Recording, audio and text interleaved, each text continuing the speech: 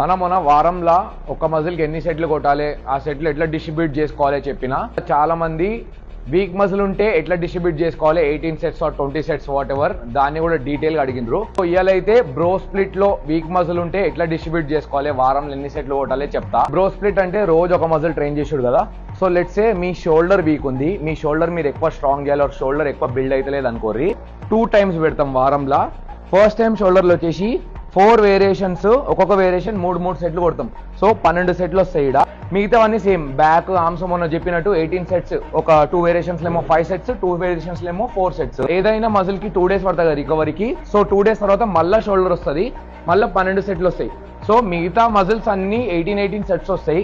Only shoulder ఒక్కటి 12 + 12 24 sets కొడతాం. ఇప్పుడు ఈ 2 షోల్డర్ వర్కౌట్స్ ఎట్లా స్ప్లిట్ చేసుకోవాలని డౌట్ ఉంటుంది చాలా మందికి.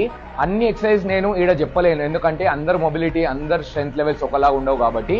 బట్ ఒక ఐడియాగా చెప్పాలంటే, ఫస్ట్ షోల్డర్ పార్ట్ రోజేమో ఫ్రంట్ అండ్ సైడ్ డెల్ట్స్ మీద ఫోకస్ చేయాలి, మీ ప్రెస్లు, మీ సైడ్ రైజ్, మీ ఫ్రంట్ రైజ్ ఇట్లాంటివి.